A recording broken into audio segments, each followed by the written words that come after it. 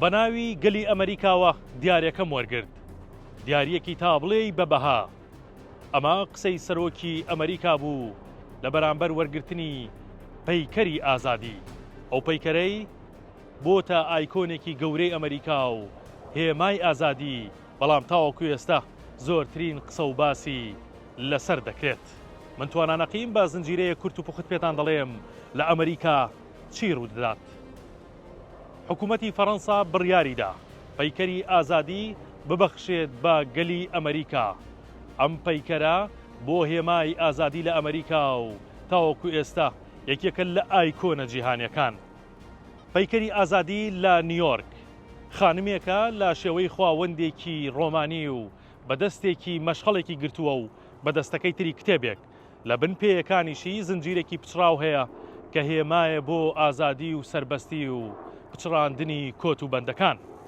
فدریک ئۆگست پەیکەرتاشی بەناوبانگی فەڕەنسی لە ساڵی 1884 دیزایانی پەیکەرەکەی تەواو کرد و لە ناوەڕاستی ساڵی 1885 پەیکەر تەواو بوو، بەڵام لە 350 پارچە پێکاتبوو دەبوایە پێکەوە بلیکێنرێت. پەیکەرەکە کاتێکی زۆری دەویست بۆ ئەوەی بەیەکەوە بلیکێنرێت. دوای 6 مانگ پەیکەر بەیەکەوە لکێنرا و لەسەر یەکێک لە دوورگەکانی نیویۆرک جێگیر کرا. دوجار لە 28 ئۆکتۆبەری ساڵی 1886 لەلایەن سەرۆکی ئەو کاتی ئەمریکا گرۆڤەر کلیڤلەند پەیکەرەکە کرایەوە و وتە بەناوبانگەکەی وت بە ناوی گەلی ئەمریکاوە وەرم گرت.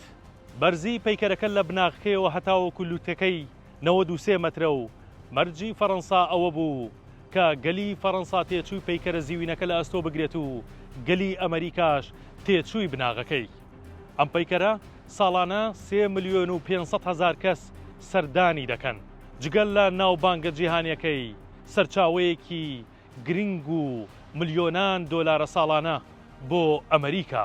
پەیکەری ئازادی هێمایە بۆ ئازادی، بەڵام ئێستا لە سەروبەندی هەڵبژاردنەکاندا ئەم پەیکەرە بەکار دەهێنرێت و ڕکابەرەکان یەکتری تۆمەتبار دەکەن بە پێشێلکردنی ئازادی و دەستدرێژیکردنە سەر پەیکەری ئازادی. هێشتا زۆر شت ماوە لە ئەمریکاوە پێتان بڵێم با بمێنێت بۆ جاری داهاتوو.